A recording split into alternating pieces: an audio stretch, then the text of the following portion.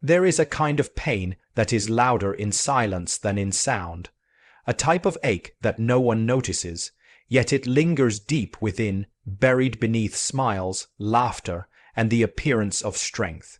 It is the pain no one sees, the battles fought in the mind late at night, the tears wiped away in empty rooms, the weight of carrying on when your soul is tired and your heart is worn thin. There is a kind of pain that doesn't leave bruises or scars, the kind that never shows up in medical reports, emotional checklists. It's the pain that lives in the background of daily life, tucked behind the polite smiles and the usual "I'm fine." It lingers in the quiet moments, in the pauses between conversations, in the sighs that no one hears. This kind of pain is invisible to most people, yet it is heavy and constant. It can be the result of heartbreak, unspoken trauma, failure, loneliness, or simply the pressure to be strong all the time. And because it's not obvious or loud, it often gets dismissed or misunderstood. Society tends to honor visible pain, the broken arm, the loss of a job, the clear tragedies. But what about the person who cries themselves to sleep every night and still shows up with a brave face the next morning? What about the one who keeps giving and smiling while quietly feeling empty inside? This hidden pain is real. It's not dramatic, but it's deep. It's not always expressed, but it's always present. And what makes it harder is that the person suffering may feel ashamed to talk about it. They might fear being seen as weak or ungrateful. They might believe that others have it worse and that their pain doesn't matter. Over time, they begin to minimize it themselves. They try to distract, perform, and please their way through it, hoping that maybe if they keep going, it will go away. But it doesn't. It just settles deeper, turning into exhaustion, anxiety, or even spiritual numbness. It becomes the silent weight they carry everywhere. C.S. Lewis once said that mental and emotional pain is less dramatic than physical pain, but more common and harder to bear. That's because it's invisible. There's no cast, no stitches, no public support, and yet it can affect every part of life, how a person thinks, prays, loves, and lives. It can lead to questioning one's worth or even God's presence, and because it's often hidden, it can feel incredibly isolating. The person begins to wonder if anyone else even feels this way. They might sit in church or at family gatherings, surrounded by people, and still feel completely alone. But acknowledging that this pain is real and valid is the first step toward healing. It's not weakness to admit that your soul is tired. It's not drama to say that you're not okay. It's honesty. And honesty is often where God meets people most powerfully. He does not require polished perfection. He does not demand that you hide your sorrow. In fact, in Scripture, some of the most sacred encounters with God happened in the middle of raw, hidden pain.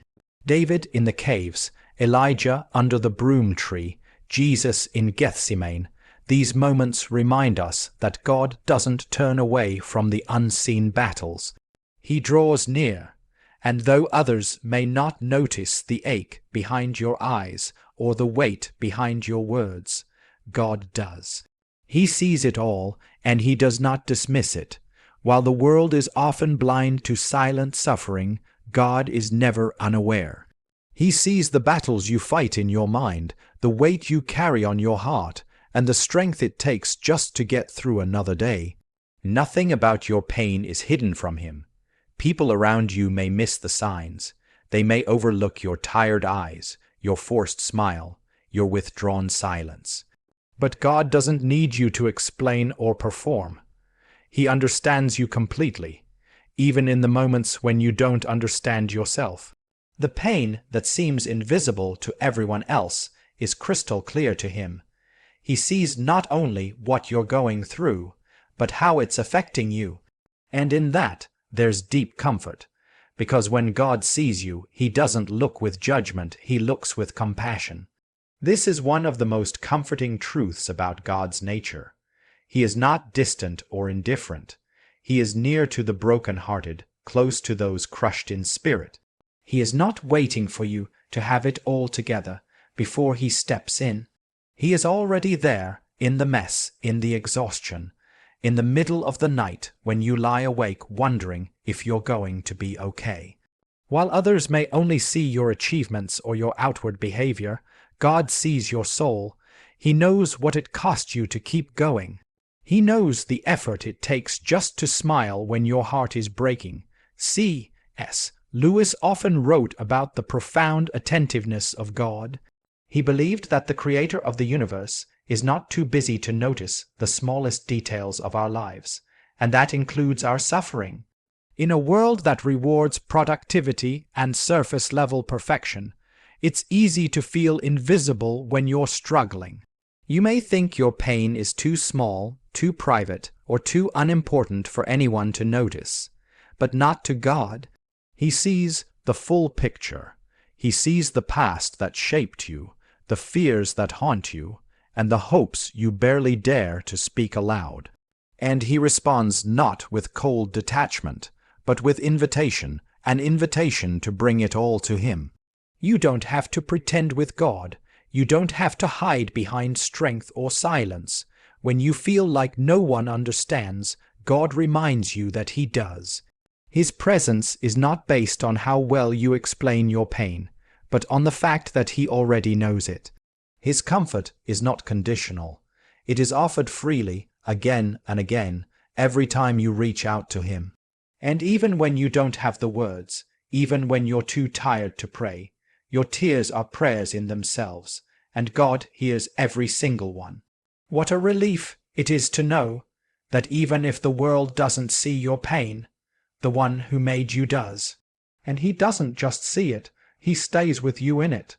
In a world that constantly pushes people to do more, achieve more, and keep moving no matter what, the idea of rest can feel foreign, even wrong.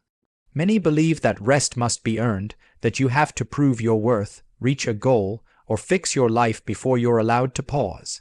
But God offers something entirely different. He does not tell the weary soul to first clean up, get stronger, or become better before coming to him. Instead, he calls the weary as they are. This is not a call to sleep or simply take a break. It is a spiritual invitation into something sacred, the kind of rest that brings healing, not just relief. Rest in God's eyes is not weakness. It is not laziness or giving up. It is a holy rhythm built into creation itself. From the very beginning, God rested not because he was tired, but because rest reflects trust. Trust that the world does not fall apart when you stop. Trust that you are not defined by your ability to keep going. Trust that God is still working even when you are not.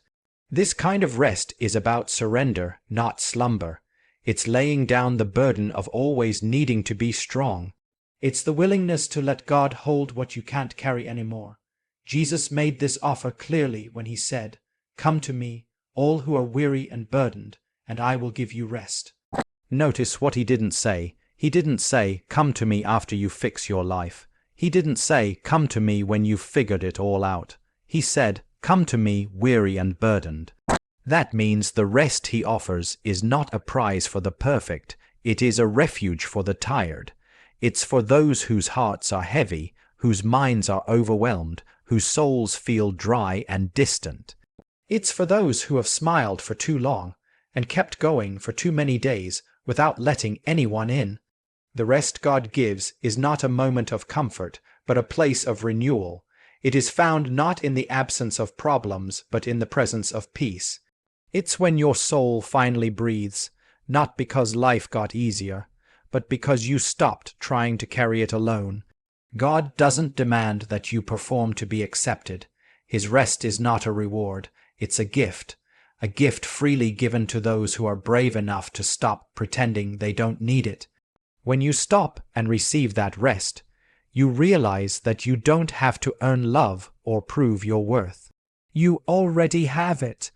And in that truth, in that quiet stillness with God, you find the strength to keep going, not by pushing harder, but by learning to live from a place of peace instead of pressure. The world teaches you that if you want peace, you must fight for it. You must control everything, solve every problem, and push through every obstacle with strength. This mindset leads many to live in a constant state of striving to be enough, to please others, to make life work, to hold things together. But the more you strive, the more tired you become. The peace that striving promises never truly comes, because it depends on you always doing more. It's fragile and conditional, and in the deepest parts of the soul, this kind of peace eventually wears thin, revealing an emptiness that activity can no longer fill. That is where the call to surrender begins to whisper.